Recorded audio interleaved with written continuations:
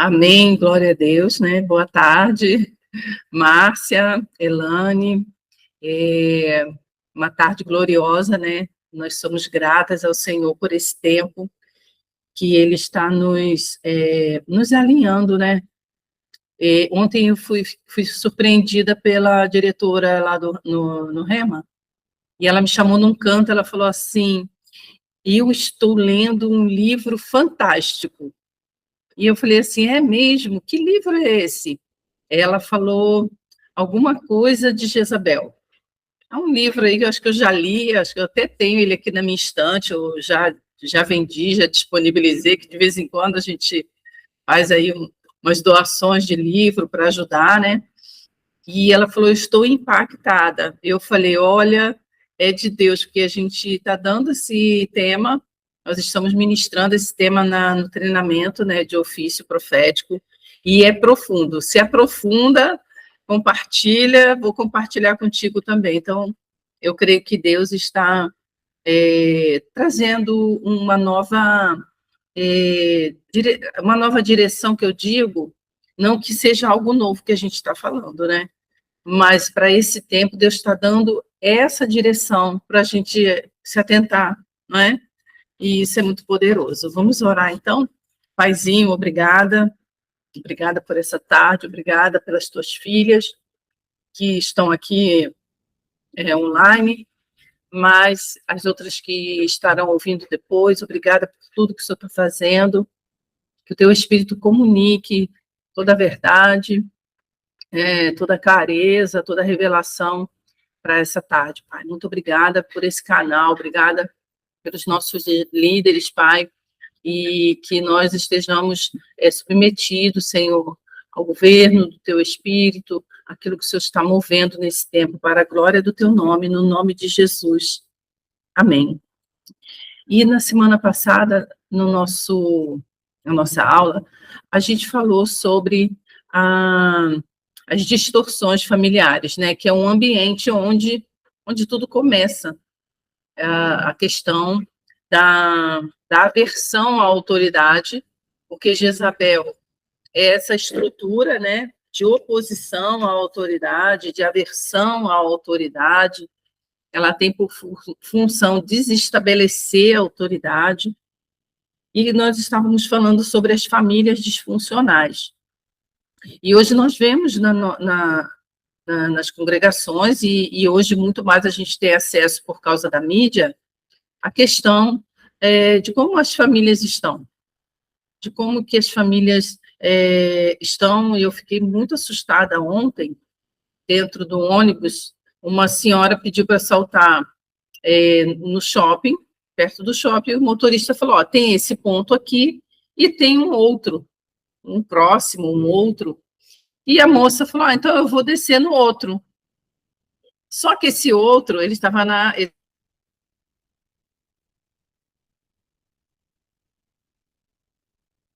ia dar uma volta, e tal da mulher ia voltar em Bangu para deixar ela. A moça ficou desesperada dentro do ônibus, e eu fui e falei para ela, calma. Ela falou, eu pensei que o próximo era o próximo ponto. Enfim, e aí eu fui acalmando ela, falei, não, você vai saltar, assim, ela, poxa, ele não explicou aquilo, né, gente? O motorista, um ônibus barulhento, parecendo uma carroça, o 393 muito barulhento, que ele está caindo os pedaços. A pessoa trabalhar um ônibus daquele ali, e as pessoas perguntando, eles não vão dar uma informação, às vezes, tão correta como a pessoa precisa, né? Enfim, aí um rapaz que estava sentado começou a falar, se fosse comigo, eu moro no ponto final, se fosse comigo, quando descesse lá no ponto final, eu ia dar muito soco na cara desse motorista, e não tem isso de ser mulher, não tem isso de ser idoso, tem que dar mesmo na cara, tem que bater muito. Eu fiquei olhando para aquele rapaz aí, a moça ainda querendo concordar com ele, eu falei, moça, o seu ponto está próximo, a senhora vai descer ali, em frente ao shopping, tenha paz, a senhora vai fazer um trabalho, um serviço, que a senhora tenha paz para fazer esse trabalho. E o rapaz querendo, sabe, botar aquele veneno todo de violência. E eu fiquei muito assustada com aquilo, sabe? Como que está a mentalidade de que bater muito na cara de um idoso, de uma idosa, de um homem ou de uma mulher é a coisa mais normal, é o que mais eles querem na vida deles. E tudo isso, né, é essa desordem, essa ferida da sociedade que vem do âmbito familiar. Isso é gerado no âmbito familiar de famílias distorcidas. Nós sabemos que tem famílias que não têm o pai presente, mas que criam filhos, os avós, os tios ou a mãe, padrinhos, eles criam pessoas boas, né, de índole, de caráter, mas esse ambiente distorcido, ele gera pessoas muito fáceis, né, presas fáceis desse sistema de rebelião, de rebeldia, de desordem. E como nós falamos, né, que tudo se inicia no âmbito familiar, quando uma família se inicia, quando nós estamos sendo formados, né, no âmbito da família, nós somos feridos, muitos são feridos por pessoas que deveriam proteger. Então, muitas crianças, muitos adultos hoje, vamos dizer assim, e vamos falar do nosso meio, né, da nossa realidade congregacional. Muitos foram gerados em famílias disfuncionais, muitos foram agredidos, muitos foram feridos por alguém que deveria proteger. Eu estava conversando com uma amiga, eu fui comprar um peixinho, né, uma sardinha, e ia demorar um pouquinho, e já foi uma discípula minha, eu fui até a casa dela, que é bem próximo, fui dar um abraço nela, e aí começamos a conversar sobre algumas coisas, e ela estava me contando, eu falei da perda da Floxy, o quanto tinha sido difícil, o quanto é difícil a falta dela, né, a partida dela, e ela falou, eu nunca quis animal, porque quando eu era criança, eu tinha uma gatinha, e eu era muito apegada a essa gatinha, e o meu pai, por maldade, ele pegou e enforcou essa gatinha na minha frente.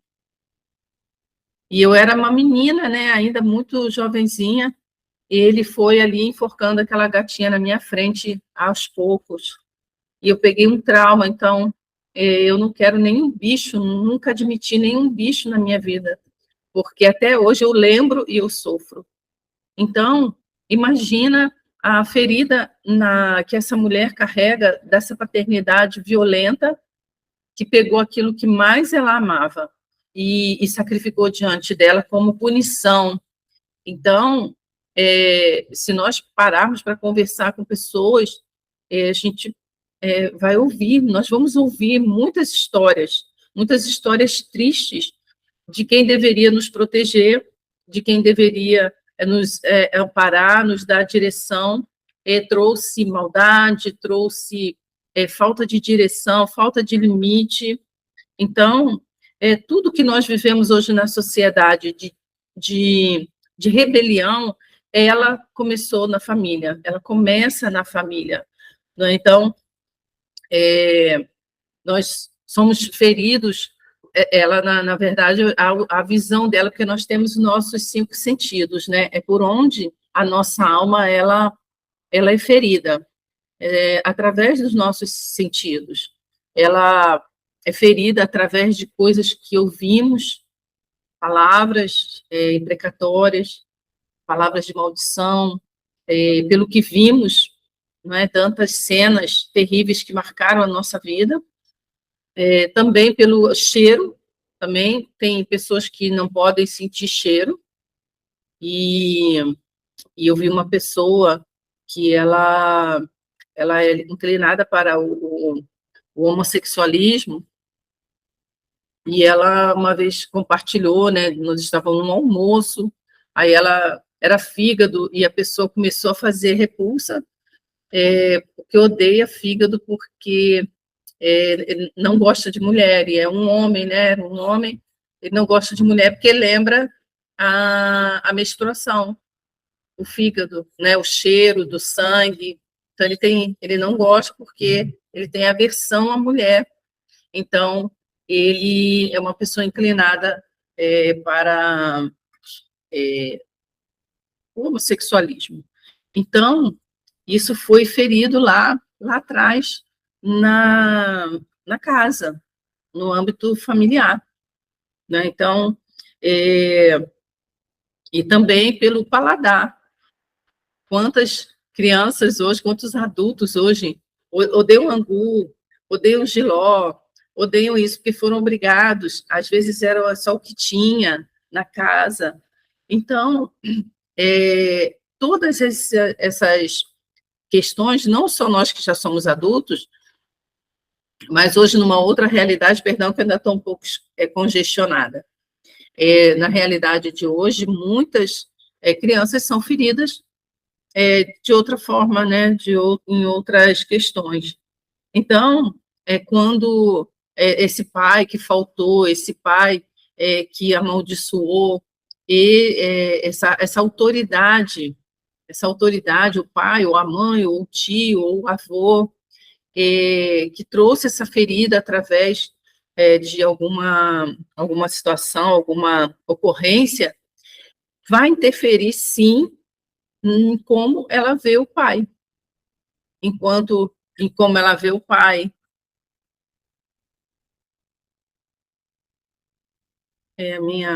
Parece que não está carregando aqui meu computador, espera aí só um momentinho, tem um alerta aqui,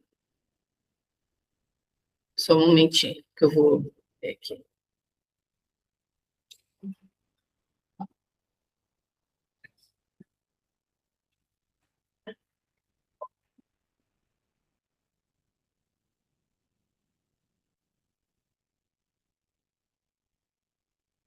Ele não estava carregando, estava com algum mau contato aqui no carregador. Então, nós tivemos, né, essas dificuldades, e hoje nós vemos uma geração que colhe, né, uma sociedade que colhe o fruto dessas ações, né? E aí muitos também no ventre, quando estavam sendo gerados, ouviram tantas maldições. Quando estão sendo gerados, fomos, ou muitos que hoje, né, estão sendo gerados, eles ouvem palavras de maldição, tem que abortar, não vai dar para o que presta, não é? Os familiares que rejeitam aquela gravidez. Então, acontece muito de já no ventre, antes mesmo de entrar nessa família disfuncional, ela já houve ali todo uma realidade de rejeição.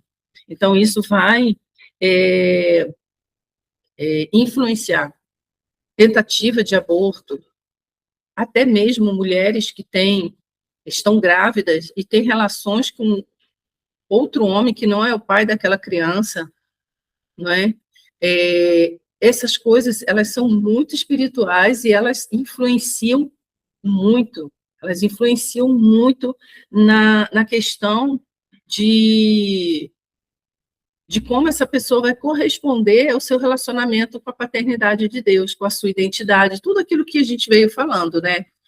Quem é Deus, quem nós somos. Então,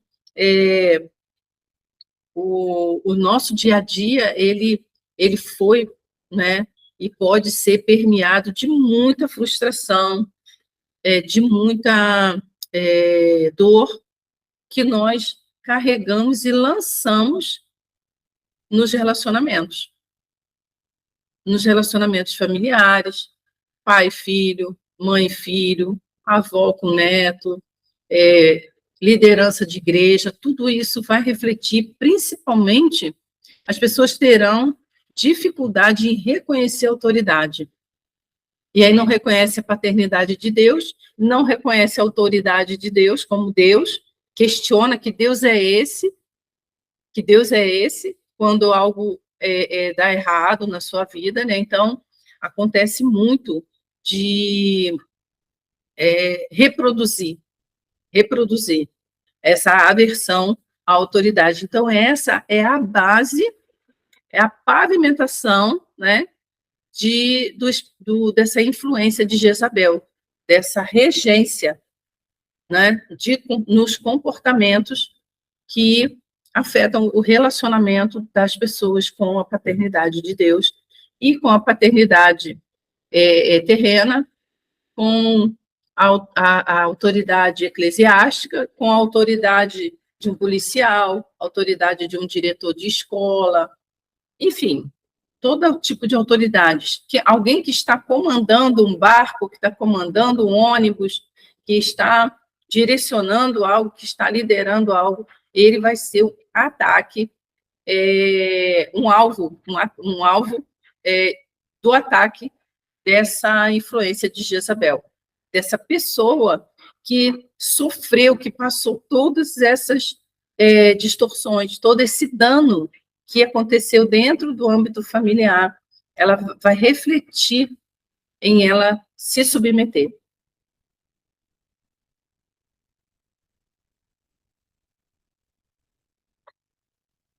Então, essas feridas são ambientes propícios para a regência de Jezabel através do nosso comportamento de rebeldia, rebelião, rejeição, autocomiseração, deformidade do nosso caráter e aversão a todo tipo de autoridade.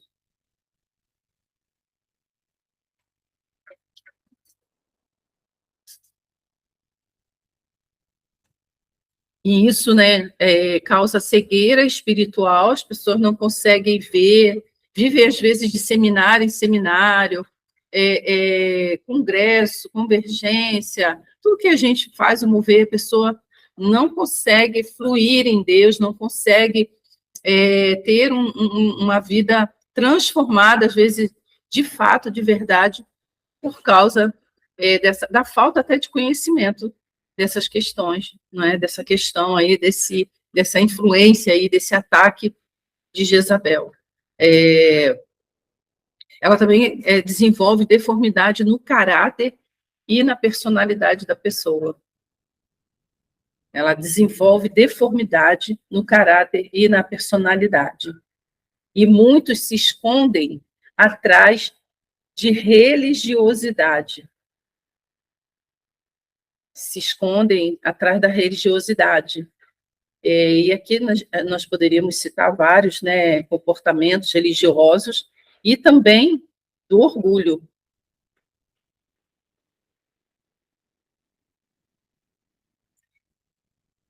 E a religiosidade e o orgulho nada mais é do que você compensar a ferida. É uma forma, né? O orgulho e a religiosidade, eu não sei se a gente consegue. Não sei se é esse texto, Provérbios 30, 13.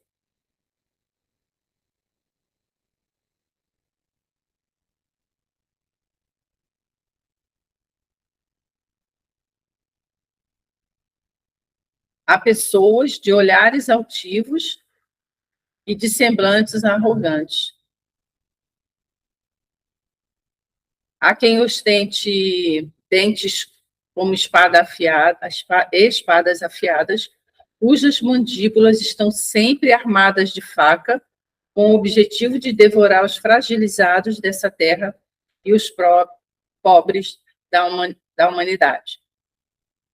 E tem a ver também com a sanguessuga, mas vamos parar aqui para a gente não abrir muito o leque.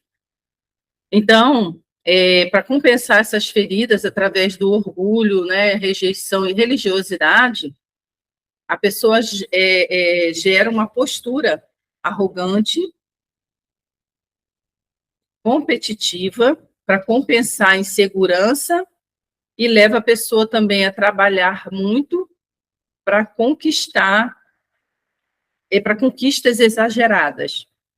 Não tem problema nenhum em trabalhar para conquistar, mas a pessoa ela quer trabalhar para conquistar de forma exagerada para compensar essas feridas.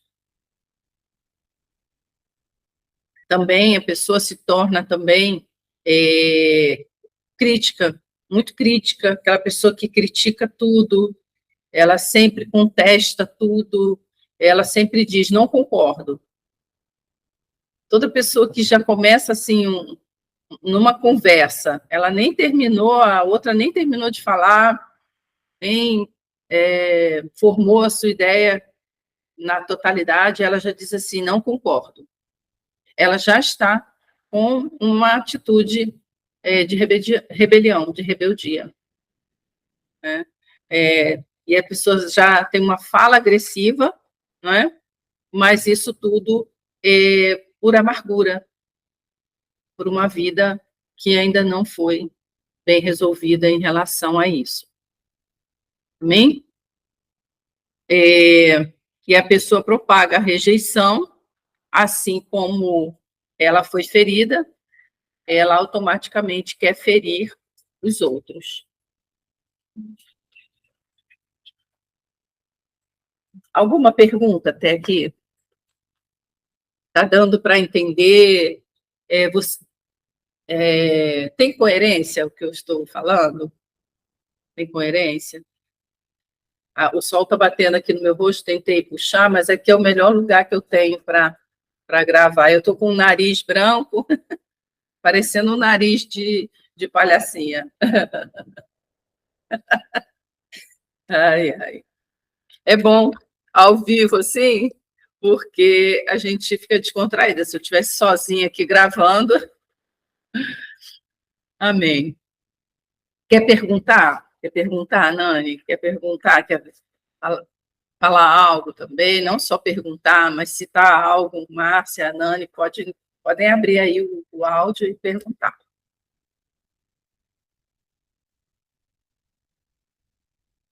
Então, profetisa, eu estava ouvindo aqui a senhora falar, e lógico que com um conteúdo desse, nós somos convidadas a resgatar algumas memórias.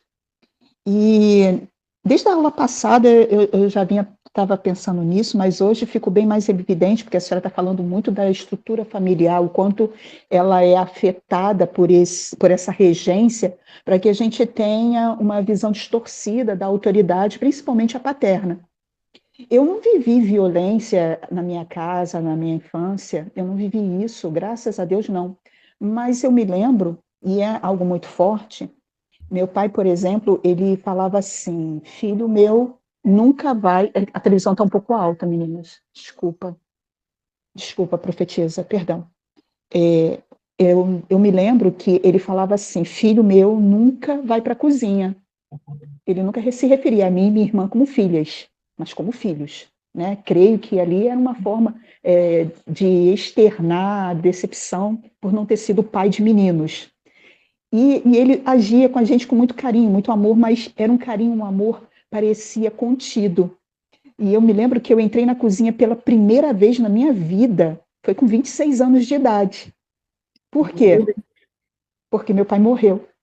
E aí eu tive realmente que entrar na cozinha. E outra coisa que ele me deixou muito marcado, muito forte, ele falava assim: olha só, vocês nunca, e a frase dele era assim: vocês nunca, jamais vão se submeter a homens.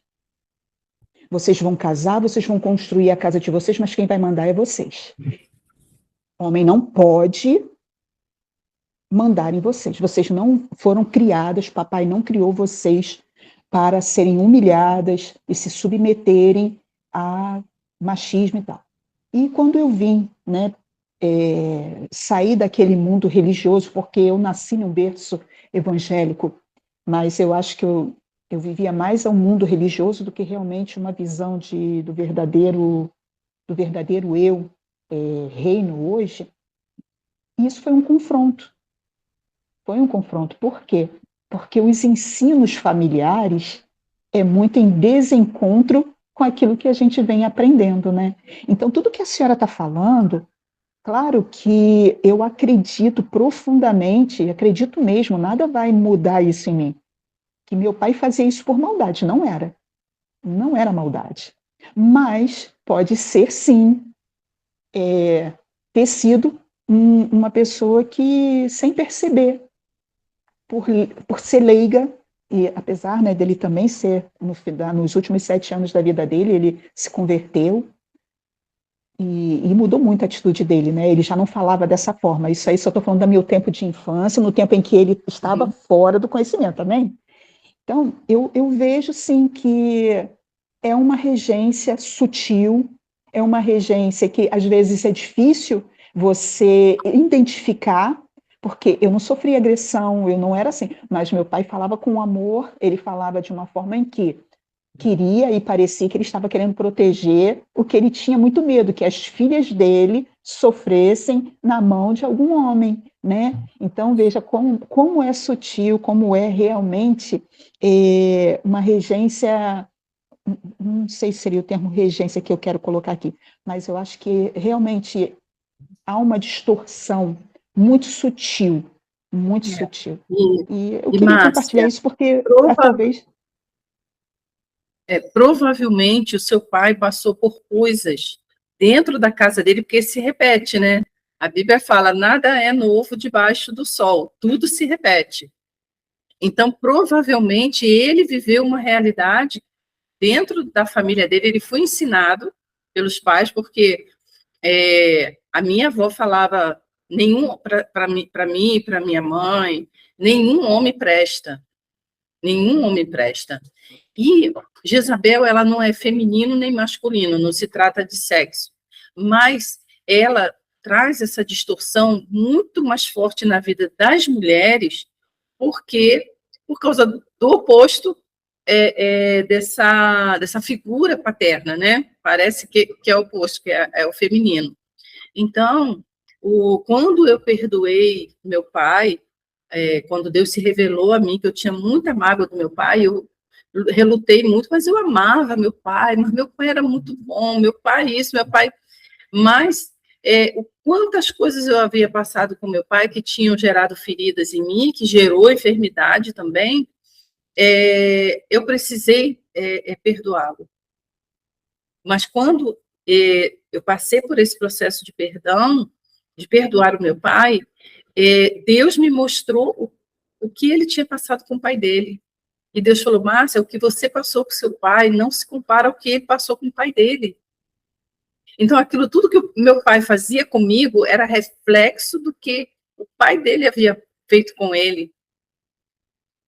Entende? E assim, no seu caso, no caso vou falar assim, do seu caso, Márcia, me perdoa, não estou aqui denigrindo, sim, o seu pai, a imagem dele, não é? Mas é como se todos os dias o teu pai te desse uma colherzinha de mel, teu papai com aquele papai amoroso, mas com uma pitadinha de veneno de cascavel contra os homens, contra a autoridade do marido, contra a figura masculina do homem na vida de uma mulher. Sim, sim, porque o que a senhora está falando é bem certo, porque meu pai ele falava o quanto ele se entristecia, porque a minha avó, ela teve 13 filhos. 13 filhos. E na época da guerra, em 1939, acho que é em 39 que foi a guerra? Isso. Foi em 39. Então, nesse ano, ela perdeu 2 filhos por causa da falta de penicilina. E uma das coisas que meu pai se revoltava muito, e aí é muito interessante, porque ele tinha uma família, ele veio de uma família muito bem estruturada. Meu avô e minha avó, eles eram aqueles crentes assembleanos roxos, né? Montaram e criaram uma igreja aqui onde eu moro, que ela permanece até hoje, são mais de 50 anos, essa igreja que meu avô construiu desde o chão. Mas uma coisa que eu percebi ao longo dos anos, e hoje, agora assim, te conversando, se formou ainda uma ideia ainda muito mais clara. Uma das revoltas do meu pai era que todo ano a minha avó estava grávida e o filho mais velho tinha que tomar conta do mais novo. Então, imagina, ele que era o segundo mais velho, tinha que parar todo ano a vida porque nascia um filho novo. E o meu avô ia trabalhar, minha avó dona de casa, né? Para ele essa visão de dona de casa se tornou o quê? Pesado para ele. Então eu acredito sim que quando ele teve, né? Quando ele foi o líder, vamos dizer assim, de uma família dele, ele quis o quê? De alguma forma quebrar isso, porque talvez ele criou uma imagem de uma mulher submissa que só traz filhos no mundo e não tem responsabilidade com os mais velhos, vamos dizer assim, a responsabilidade da mãe ficou só com os mais novos. Talvez meu pai se sentiu preterido, afastado, né, do seio familiar, por causa da minha avó, que todo ano estava grávida de um filho diferente. E quando não engravidava, a meu avô e minha avó, eles eram apaixonados pela paternidade. Eles pegavam filhos para criar, tanto que eu tenho tios e tias que não são de sangue, eles são, como é que se dá o nome? Esqueci o nome. Adotivos. Adotivos e registrados, tá? Porque não era só criar de boca. Então, eu acredito sim, profetisa, que meu pai tinha essa falta a ferida da alma dele, nele, gerou essa religiosidade, essa religião, não é, que descentralizava essa figura, né, essa importância, exatamente, rejeição, né? Se a farinha já era pouca, ia diminuir mais ainda também, porque tinha mais uma boca para comer.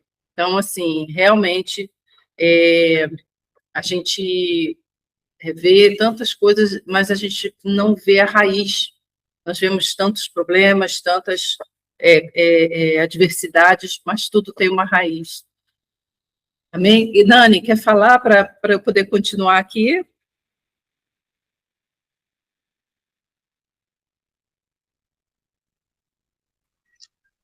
Quando a irmã estava falando, né? Deus me deu aquele versículo lá em João 8,32, que fala: E conhecereis a verdade, e a verdade vos libertará. Ainda bem que hoje nós temos a consciência dessa verdade, de que nós não precisamos mais carregar isso conosco, e temos a luz, né, dessa palavra que nos ensina, como nós estamos aprendendo agora, né, e a gente sempre aprende, então nós não precisamos mais carregar isso conosco, né, e viver essa prisão. Aí quando a irmã estava falando, né, a profetisa estava falando, Deus me deu assim, eu abri aqui, eu falei, caraca, Deus, que lindo, né? Então, só isso para fechar. Amém. Ontem eu fui fazer um exame e eu fiquei muito triste.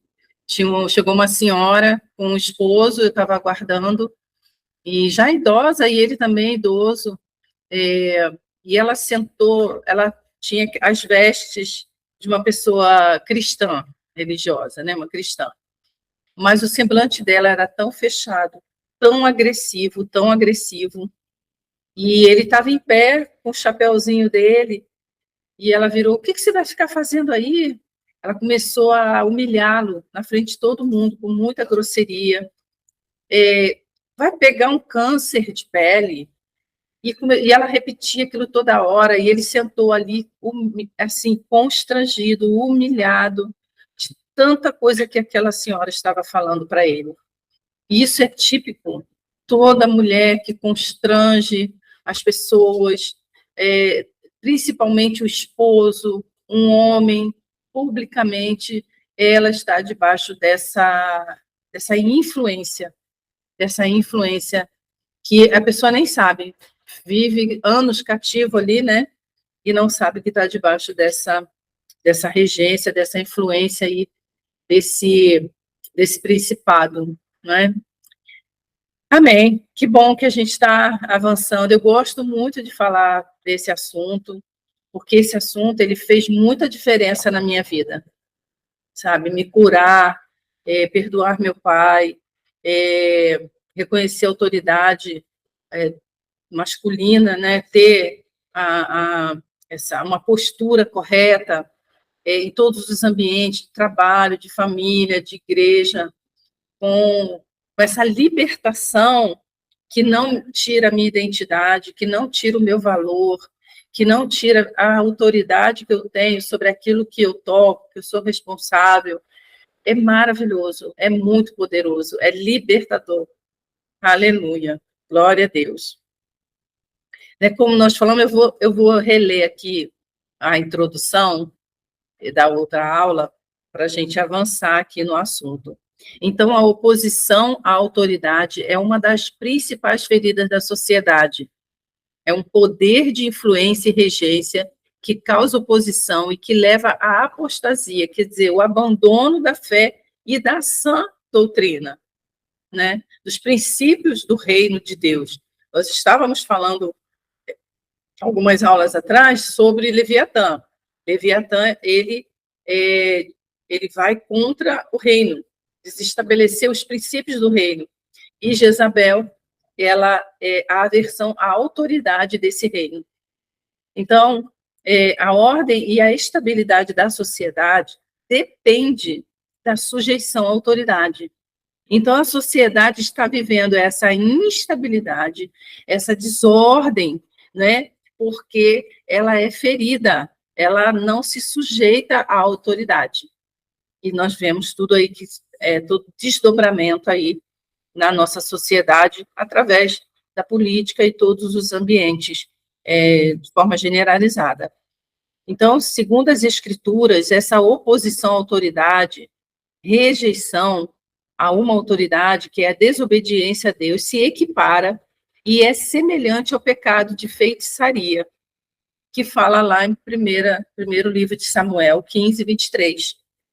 Portanto, a rebelião é como o próprio pecado de feitiçaria e a arrogância como o mal de idolatria. O que é feitiçaria? É quando o eu, o ego, é o centro de tudo. Tudo que nós colocamos no lugar de Deus. E, nesse caso, no lugar da autoridade de Deus. Autoridade constituída por Deus. Autoridade delegada por Deus. Então, o pai, ele é uma autoridade constituída por Deus. E aí, um dia eu estava dando aula, não me lembro se foi também no Talmud, falando sobre o pai, né, e a mãe. Eu não reconheço meu pai nem minha mãe como autoridade porque eles não prestam, me abandonaram, me violentaram. Nenhuma situação tira esse lugar da autoridade. Nada, nada.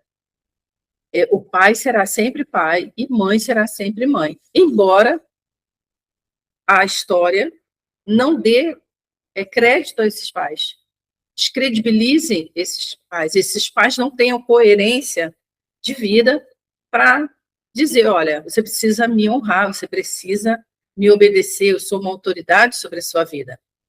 Porque a autoridade, ela é um lugar, ela não é uma pessoa.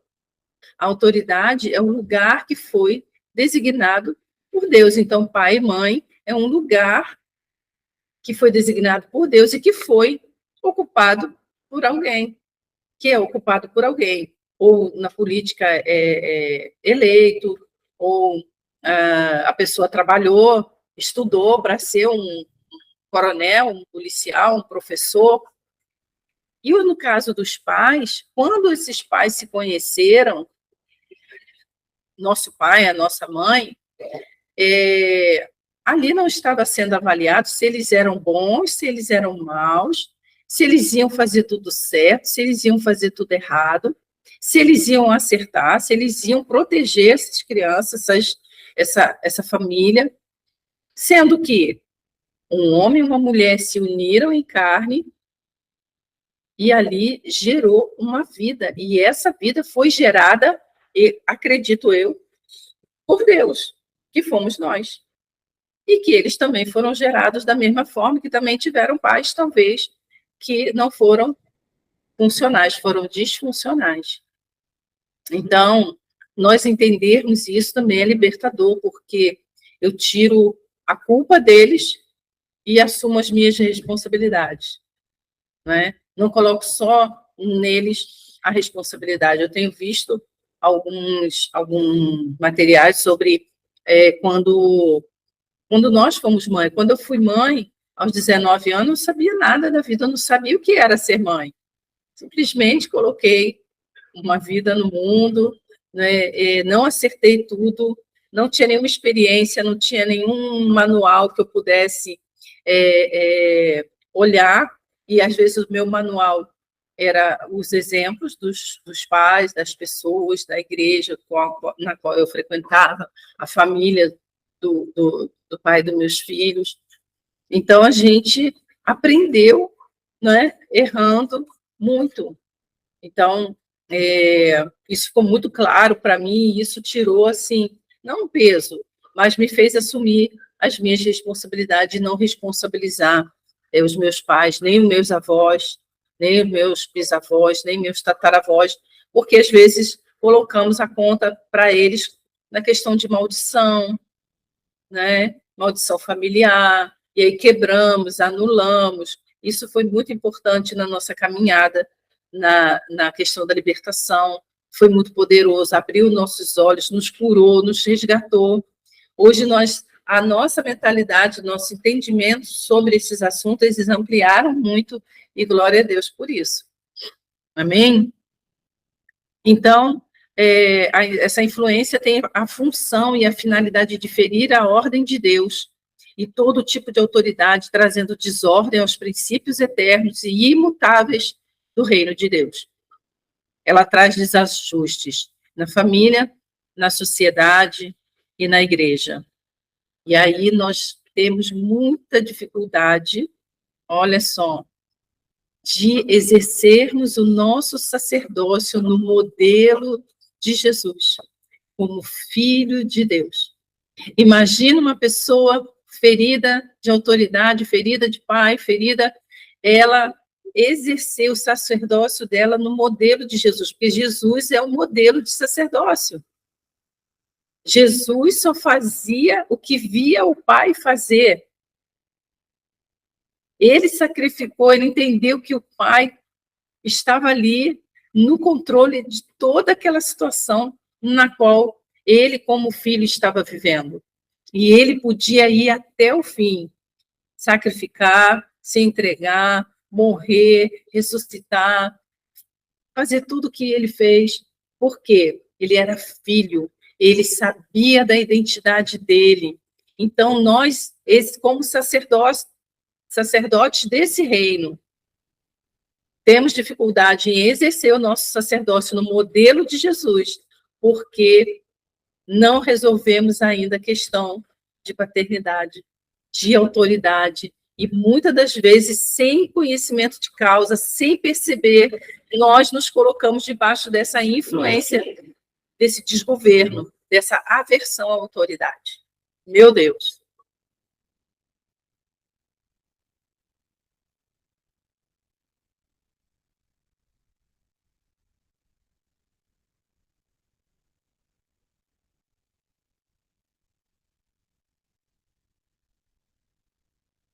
Eu acho que essa aula de hoje, ela é uma das mais, assim, olha. Então, nós estamos falando de um arquétipo. Quando a gente fala de Jezabel, mas Jezabel só aparece lá no livro de Reis, em relação a Elias, casou com Acabe, mas, como nós já falamos nas outras aulas, ela é um arquétipo, né, que vai representar aquela influência. E o que é um arquétipo? O que é um arquétipo?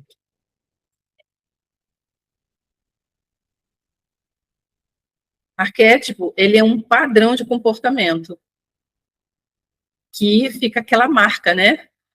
Fica aquela personagem, aquela marca, e ela vai reproduzir aquele comportamento, porque é uma marca no emocional.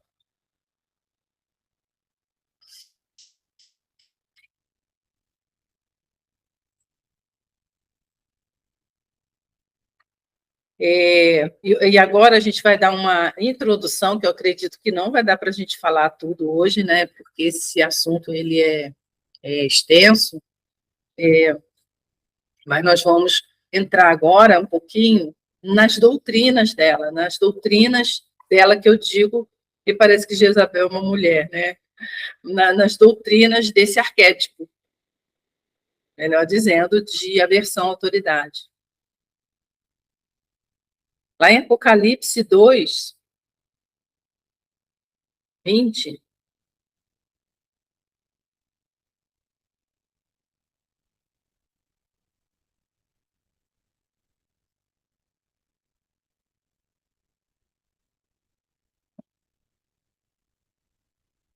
no entanto, tenho contra ti o fato de que tolerância, né? Abriga, tolera, suporta Jezabel, aquela mulher que se diz profetiza, porém com seus ensinos, ela induz meus servos, eu falando, a imoralidade sexual e a comerem alimentos sacrificados aos ídolos. E aqui, esse texto aqui, ele abre, assim, um leque, mas eu nem vou entrar nesse momento aí desse texto, dessas comidas aí oferecidas a ídolos, que é o que a gente vê muito hoje, muito. Esses dias aí perdão, esses dias, tentando tirar meu rosto aqui do sol, esses dias aí de feriado de Jorge, eu vi cristãos indo em aras de cavalo, e lá estavam oferecendo a comida, né, do local era feijoada, e que era feijoada, era dia de Jorge, e eles fazem uma feijoada de Jorge, e o cristão comendo comida de Jorge, né, oferecida. Podia comer a feijoada num outro dia, né, a gente às vezes precisa ter esse cuidado. Mas amém. Cada um é livre para fazer aquilo que deseja. Então, quando diz aqui, aquela mulher que se diz, esse termo que se diz no original, ela se autodenomina. Ela se autodenomina profetisa. E a gente vê muita gente por aí usando dons espirituais, né, que se autodenomina profeta ou profetisa, que traz todo tipo de distorção, que é a feitiçaria, né, que é a idolatria, que traz todo tipo de distorção na vida das pessoas. Vamos entender um pouquinho, né, esse texto, o contexto dessa frase, a influência de Jezabel, ela produz líderes falsos, através de ensinamentos errôneos. O que é um líder falso? O que é um profeta falso? Quando ele distorce a palavra. Não é porque ele está entregando falsa profecia, mentiras. Ele distorce a palavra. Ele prega aquilo que atrai pessoas, que lhe convém, para autopromoção, para ter lucros, né, ter vantagens próprias, né, autopromoções. Em alguns manuscritos mais antigos, fala a mulher. Quando fala assim, aquela mulher, ou a mulher, nesse texto de Apocalipse, ele está falando, era o que ela... Perdão, eu estou lendo aqui errado. Então, nos manuscritos mais antigos, Jezabel era um arquétipo, né? Ela simbolizava falso profeta, falso ensino, oposição, desordem, má influência, que afetou e afeta as gerações, sedução, carnalidade e engano. Então, quando se refere à mulher, está falando, no caso, a esposa de Acabe, nesse texto, e fazendo comparação à pessoa de Jezabel, lá em primeiro livro de Samuel. Um arquétipo, né? Era o que ela fazia. aquela mulher era o que Jezabel fazia. Ok? Deu para entender? Ficou. Eu peguei aqui uma referência que eu sempre faço aqueles puxadinhos, né? E aí ficou um pouquinho enrolado. Então, ela traz todo tipo de distorção na vida das pessoas. Distúrbios. Ficou claro ou ficou enrolada essa explicação? Ficou clara? Ficou, Nani? Ficou clara aí?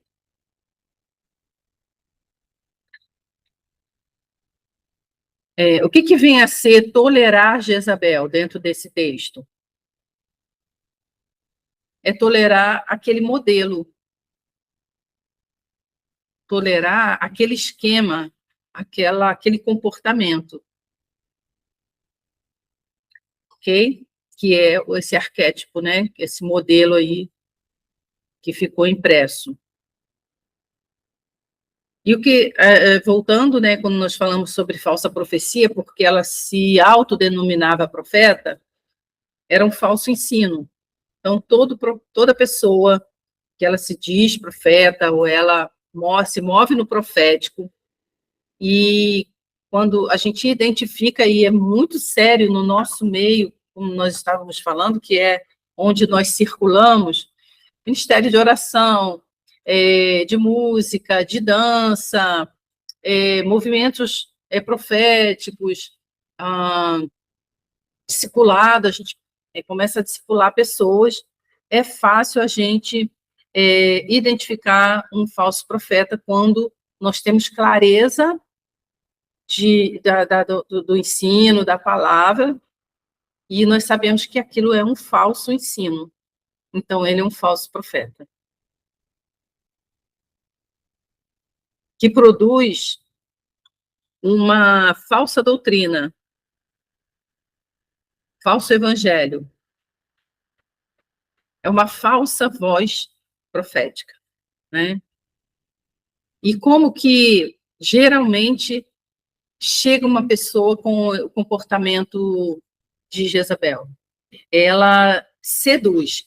Uma das principais características da influência de Jezabel é a sedução e a manipulação. Então, ela seduz. Como que ela seduz? A pessoa chega muito bem intencionada, muito bem relacionada, bem influente, fala bem, conhece todo mundo, sabe? Tem contatos dos mais elevados, das pessoas, dos altos escalões do meio, né, cristão. Então, ela tem vanglória, conta muita história, conta muito o que fez. Então, ela começa a seduzir e seduz também por dons. Dom de visão, de profecia, sabe? Galanteia as pessoas, presenteia, bajula. Então, a gente precisa ter cuidado com isso, porque isso é sedução para poder levar à manipulação. Ela oferece aquilo tudo, oferece uma performance e, na verdade, ela está seduzindo. E essa sedução não é para se relacionar intimamente na questão sexual, e às vezes pode levar também, né? Mas dentro dos relacionamentos, seduzir nos relacionamentos, mas para obter o que deseja, né? E depois ela descarta as pessoas. E é onde as pessoas se frustram. Muita gente frustrada, me frustrei com fulano, me frustrei, né? E também esse arquétipo, ele resiste ao verdadeiro ensino. Sabe quando você tem várias coisas distorcidas, eu já passei muito por isso. Deus chega com algo e você pontua algo que está distorcido na palavra, e a pessoa logo diz, eu não concordo. Então, ela resiste à revelação, ela resiste ao verdadeiro ensino. Ela resiste à interpretação correta.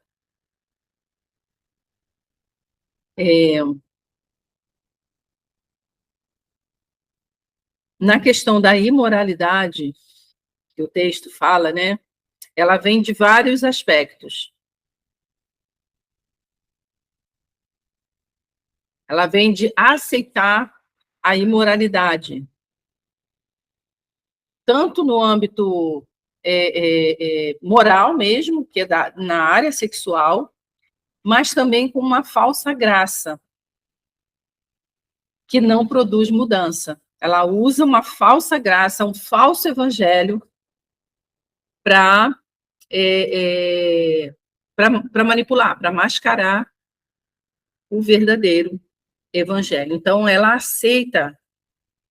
Ontem nós estávamos tendo uma aula muito poderosa, né? Nós estamos falando sobre o fruto do Espírito, e, assim, vários textos que eles são, assim, muito claros, e eu fui atender uma pessoa, não vou estar constrangendo ela, porque vocês não conhecem, também não vou citar o nome, era uma líder, né? A Stephanie está aqui na sala, estudando. Mas, numa outra oportunidade, eu dou esse exemplo, tá bom? Vai ficar para depois. Talvez pessoalmente. Porque aí é sobre uma liderança, né? Então, não posso trazer esse desconforto para ela, não é? Uma jovem. E a idolatria, como nós falamos, ela centraliza, ela está no lugar de Deus, ela é o Deus, assim disse o Senhor, eis que eu estou te dizendo, Deus me falou isso. Muitas das vezes tem por trás um eu no lugar de Deus. Como nós falamos, a idolatria é quando o homem está no centro de tudo e Deus fica de lado, só olhando. Então, a idolatria, ela está falando de idolatrar coisas, idolatrar pessoas, centralizar no eu, domínio, não é? E evidencia o ego.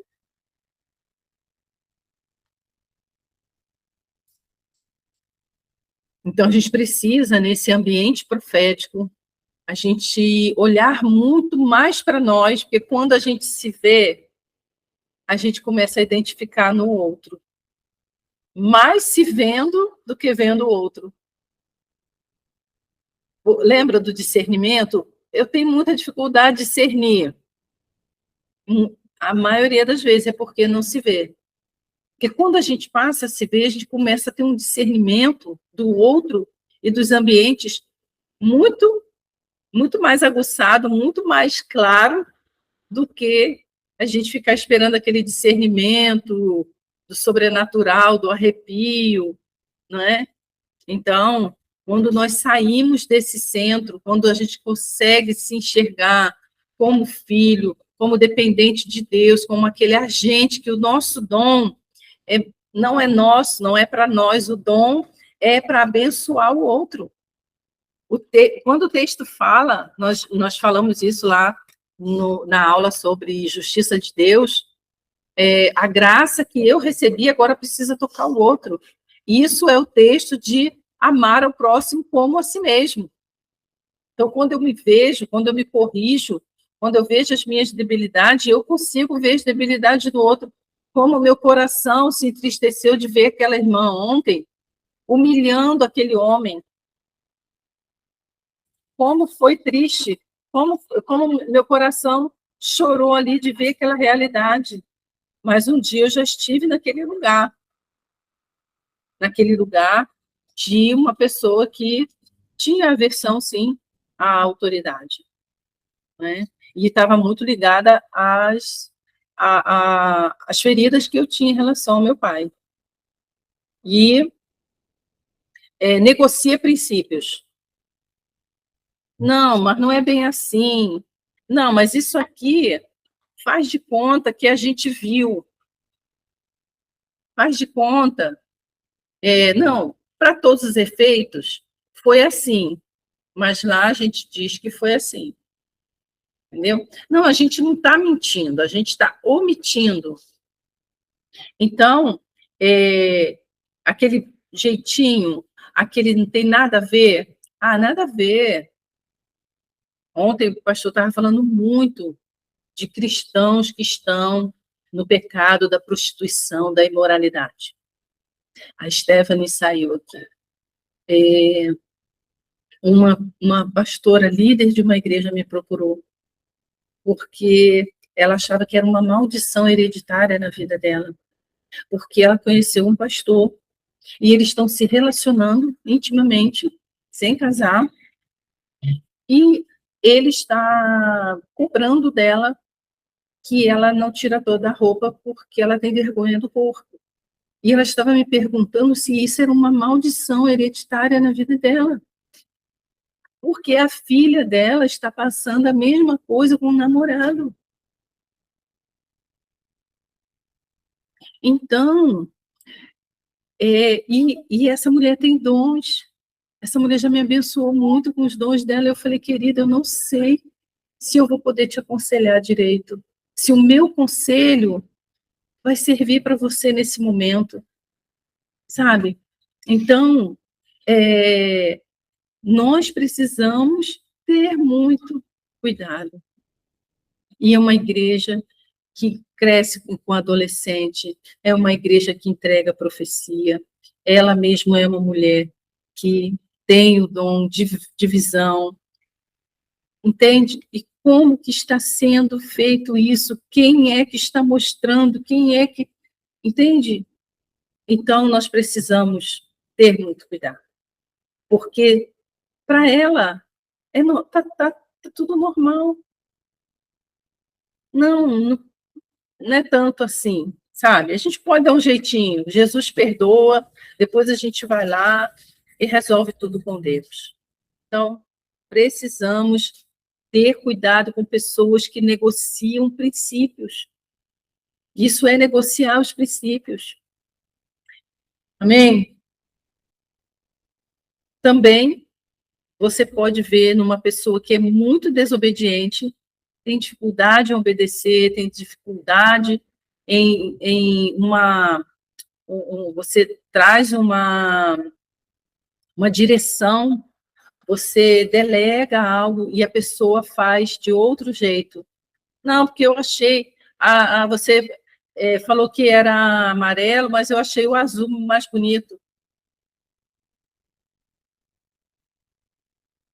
Nos nossos ambientes proféticos, nós precisamos ter muito cuidado com a desobediência. E a pessoa que é independente. Ninguém me manda, só Deus que me governa, só Deus que tem autoridade na minha vida, porque eu tenho visão, tenho revelação, eu conheço a palavra, conheço a Bíblia, já li a Bíblia não sei quantas vezes, mas eu não me submeto à autoridade. Eu sou independente. Foi muito constrangedor quando eu conheci Caminho Santo, e aí eu fui num congresso, tinha um congresso profético, o apóstolo nem estava lá, e aí o rapaz que estava ministrando, apostólico, profético, e aí nós fomos falar com ele, né? Conversar com ele, ele falou assim, o ministério de vocês, aí nós falamos o nome aqui do ministério, né? E ele falou assim, quem é a cobertura de vocês? Eu falei assim, não, nós somos independentes. Inocência minha, né? Eu não sabia de nada ainda, achava que aquilo era normal, mas não foi com a conotação assim de, nós não dependemos de ninguém. Até porque nós estávamos ali para conhecer o apóstolo, para estar na cobertura dele. Não é para ele nos cobrir espiritualmente, tanto que depois a gente se encontrou, nos conhecemos e ele nos abençoa até hoje, graças a Deus. Glória a Deus por isso. Amém? Para a gente encerrar hoje a nossa... Porque tem muita coisa aqui, muito material para a gente desfrutar. De que forma ele se apresenta-se esse arquétipo? De que forma se apresenta esse arquétipo? São lobos vestidos de ovelha, enganadores, manipuladores, mentirosos, usam a palavra para respaldar as intenções deles, né? Tem muito conhecimento, tem influência, mas é tudo aparência, manipulam com mentiras, sedução, defraudação, parece que são irmãos, parece que são crentes, mas são lobos devoradores. Tem carisma, eloquência, tem dons, mas o fruto deles é falso. Fala em línguas, tem revelação e por aí vai. E dependendo, para a gente fechar, dependendo do nível da aliança que essas pessoas têm com a feitiçaria, que é com o ego, com ele mesmo, e às vezes também com demônios, tá? Atua na viagem astral para intimidar, dizendo que é translado. E isso eu vivenciei. Porque no mundo espiritual, nós podemos ver ali, Filipe foi transladado, Moisés foi transladado, Elias, Enoque, Deus os tomou. Eu acredito que vocês já tenham tido sonho, eu já tive sonho também, que Deus me levava a lugares. Teve uma época que assim, muitas vezes na madrugada, eu estava em espírito sobre a cidade do Espírito Santo. Já passei, mas eram coisas que o Senhor mostrava e tal. Mas eu passei algumas experiências nesse nível de intimidação. Mas é viagem astral que essa pessoa fazia para poder me intimidar. E não só eu via. Enfim, é uma outra experiência, precisa ser mais bem detalhada, e a gente pode falar sobre isso numa outra oportunidade. Pior que tolerar o falso ensino e a sedução é tolerar o falso profético, que é baseado apenas nos dons e não no caráter, produzindo sempre um falso evangelho, idolatria e imoralidade, e que produz medo, e a base é o medo. Amém?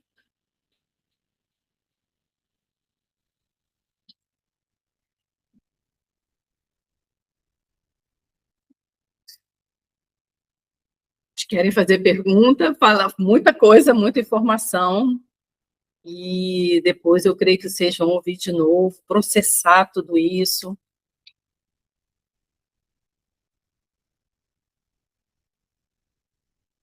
Vão fazer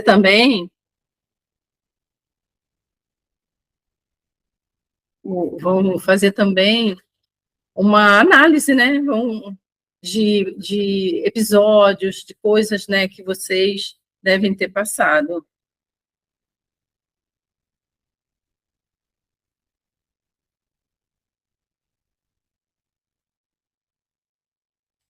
Oi, irmã, tudo bem? Já eu te entrego, tá? Eu estou dando aula. Assim que eu terminar a aula, eu te entrego.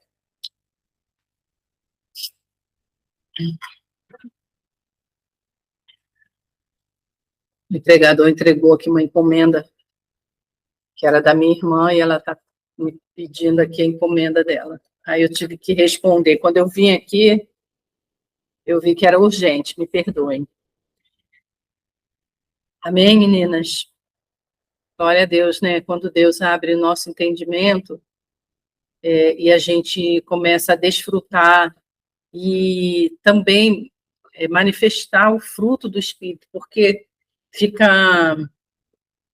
quando a gente está debaixo dessas influências, sem a gente se entender, sem a gente perceber, a gente pergunta, né?